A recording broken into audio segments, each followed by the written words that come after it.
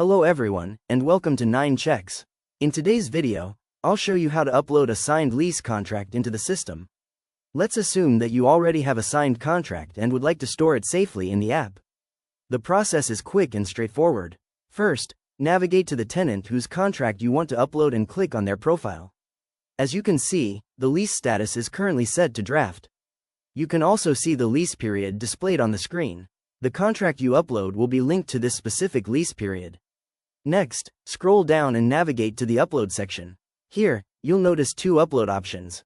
The first option, Upload Document, is used for supporting documents such as IDs, receipts, and other related files. To upload a signed lease agreement, select the Upload Contract option. You'll see that the lease period is automatically populated for you, so there's no need to make any changes.